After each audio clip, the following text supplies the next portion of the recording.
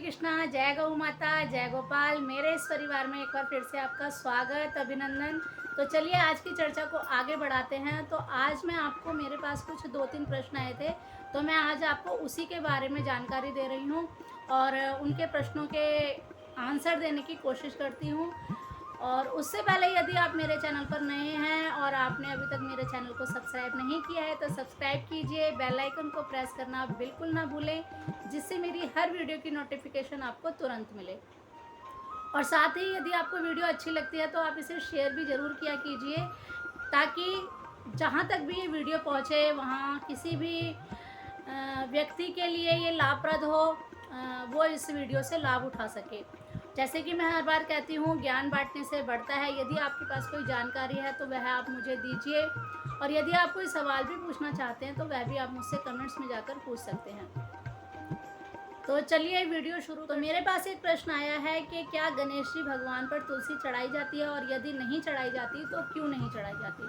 तो देखिए, गणेश जी भगवान पर तुलसी नहीं चढ़ाई जाती, और ये गणेश पुराण के माध्यम से ही मैं आपको बता रही हूँ कि गणेश जी भगवान पर तुलसी नहीं चढ़ाई जाती।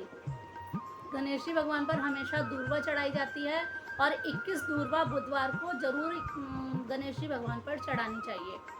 और यदि आप गणेश जी भगवान को सिंदूर में, गाय के घी में सिंदूर मिलाकर भी बुधवार को चढ़ाते हैं तो वो भी बहुत लाभप्रद होता है और बुद्धि प्रखर होती है इससे।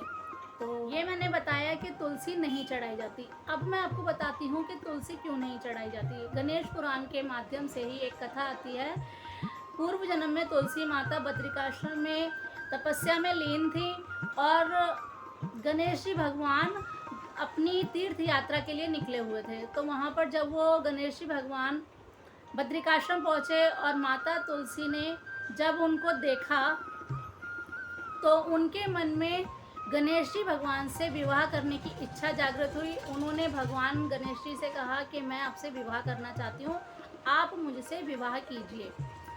गणेश जी भगवान को माता तुलसी की ये बात सुनकर बहुत क्रोध आया। तो जब भगवान गणेश जी ने उनकी बात नहीं मानी और उन्हें मना कर दिया कि मैं विवाह नहीं करूंगा, और ये बात बहुत अशोभनीय है, आप तपस्या कर रही हैं और आप इस प्रकार से मुझे विवाह के लिए कह रही हैं और मैं तीर्थ यात्रा में निकला हूँ, तो ये बात बिल्कुल भी शोभा नहीं दे रही है। इस प्रकार से जब गणेश जी भगवान ने उनको बहुत कहा तो तुलसी माता क्रोधित हो गई, और क्रोध में आके उन्होंने गणेश जी भगवान को श्राप दिया कि आप मुझसे विवाह करने के लिए इनकार कर रहे हैं, मना कर रहे हैं, तो मैं आपको श्राप देती हूँ कि आपके एक नहीं आपके 2 विवाह होंगे। इसी कारण भगवान गणेश जी के 2 विवाह हुए, रिद्धि और सिद्धि से, जैसे आप जानते ही हैं। गणेश जी भगवान को भी क्रोध आया और उन्होंने भी तुलसी माता को श्राप दे दिया कि देवी आप ली थी तो मैं भी आपको श्राप देता हूँ कि आपका विवाह किसी भी देव से नहीं होगा, किसी देवता से नहीं होगा। आपका विवाह जब भी होगा तो एक राक्षस से ही होगा, एक असुर से ही होगा। इसके बाद आप जानते ही हैं कि तुलसी माता का विवाह एक असुर, जो कि शंखचूड़ नाम का राक्षस था, उससे ही हुआ था। और यदि आपको वीडियो चाहिए तो पिछली वीडियो सर्च करके आप देख सकते हैं। जलंधर की और माता तुलसी की कथा मैंने उसमें बहुत विस्तार से दी है।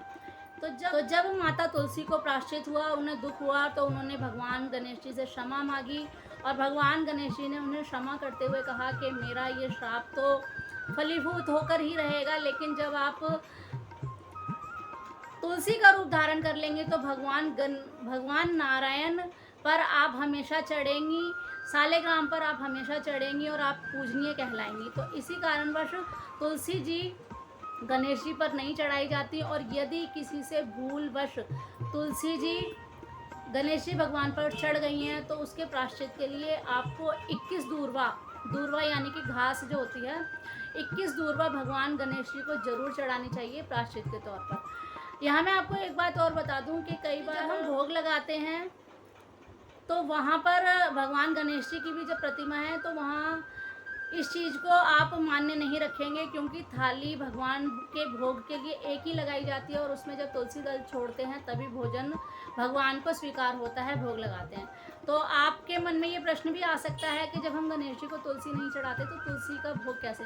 तो देखिए, सामूहिक जब हम थाली पूजा के लिए या भोग के लिए रखते हैं तो उसमें तुलसी दल छोड़ सकते हैं। ये पद्म पुराण में कथा कही गई है, मैं उसके अनुसार आपको बता रही हूँ। उसका आपको कोई भी दोष नहीं लगेगा यदि आप सामूहिक रूप से भगवान को थाली में भोग लगाते हैं और उसमें तुलसी दल है और वहाँ पर आपके गणेश जी भगवान भी विराजमान है, इसका कतई भी दोष आपको नहीं लगेगा। तो ये मैंने आपको तुलसी माता के बारे में और गणेश जी पर तुलसी क्यों नहीं चढ़ाई जाती इसके बारे में विस्तार से पूरी जानकारी दी है, मैंने बताया। और एक प्रश्न मेरे पास आया था कि जब हम किसी भी तीर्थ में, गंगा स्नान में या स्नान करने के लिए जाते हैं तो उसका सही तरीका क्या है स्नान करने का।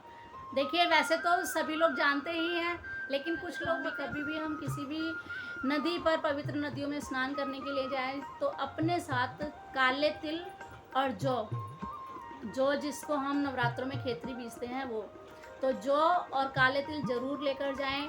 और वहाँ पर आप जब स्नान के लिए उतरते हैं नदी पर, घाट पर, तो सबसे पहले आप वो काले तिल और जौ और एक सिक्का आप पानी में छोड़िए, माँ गंगा को प्रणाम कीजिए और उनसे अनुमति लीजिए कि हे माँ गंगा, हम आप में स्नान के लिए उतर रहे हैं, कृपया हमें आज्ञा दीजिए और आशीर्वाद दीजिए। फिर आप वो काले तिल और वो जौ गंगा जी में सिक्के के साथ छोड़ दीजिए। देखिए, तिल पितरों के लिए होते हैं, पितरों को तृप्त करते हैं, और जौ देवताओं को तृप्त करते हैं। तो इसलिए ये जौ और काले तिल पूजा में या नदी में स्नान करते हुए छोड़ने चाहिए, क्योंकि ये दोनों देवताओं को, पितरों को, दोनों को तृप्त करते हैं। फिर आप नदी में आचमन कीजिए, सर पर गंगा जल को 3 बार लीजिए, उसके बाद आप नीचे जाइए और उसके बाद आप भगवान का नाम, इष्ट का नाम, गुरु का नाम, जिसका भी आप नाम लेकर गंगा मैया में डुबकी लगाइए। डुबकी आप कितनी भी लगा सकते हैं, आप 1 लगाइए, 5 लगाइए, 11 लगाइए, जितनी भी लगा सकते हैं। बहुत से लोग तो 108 भी लगाते हैं।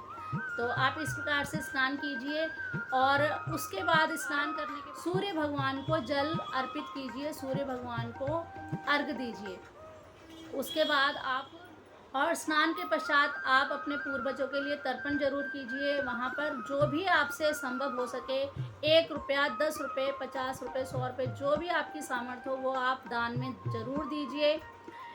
किसी भी प्रकार से दान में दीजिए, कहीं भी दीजिए, लेकिन आप दान में उसे ज़रूर दीजिए। और वहाँ पर आप प्रसाद भी माँ गंगा को जरूर चढ़ाएं और दीप दान जरूर करके। और अब मैं आपको एक बात और बता दूं साथ में कि अभी हरिद्वार का कुंभ शुरू होने जा रहा है। तो कुंभ में मुझसे किसी ने पूछा था कि कुंभ में जाकर ऐसा क्या करना चाहिए कुछ विशेष। तो मैंने ये अभी पद्म पुराण में ही सुना है कि आप एक कुंभ ले लीजिए, बहुत छोटी सी, इतना सा लोटा, लोटिया या जितना भी आप लेना चाहें, बड़ा भी ले सकते हैं। उसमें आप गंगा जल भर लीजिए और अब आप उसमें दक्षिणा रखिए और संकल्प करके वो वहाँ के किसी भी ब्राह्मण को आप दे सकते हैं जो वहाँ पर पूजा कराते हैं या तर्पण कराते हैं। तो इससे आपके कुंभ का जो स्नान है उसका आपको विशेष फल मिलता है और कई गुना होकर फल मिलता है। तो ये मैंने आपको स्नान के बारे में बताया। वीडियो बहुत लंबी हो चुकी है, तो आज के लिए बस इतना ही है। अगली वीडियो में मैं थोड़े से सवाल और लूँगी और कुछ नई जानकारी भी दूँगी। आज के लिए बस इतना ही, मिलती हूँ नई वीडियो में नई जानकारी के साथ। ठाकुर जी आपका भजन बढ़ाएं, गौ माता की आप सेवा करें, सनातन धर्म की आप रक्षा करें, सनातन धर्म आपकी रक्षा करें, आप सनातन धर्म का प्रचार करें, प्रसार करें। आज के लिए बस इतना ही। इन्हीं सब मंगल शुभकामनाओं के साथ राधे राधे। जय श्री कृष्णा, जय गौ माता, जय गोपाल।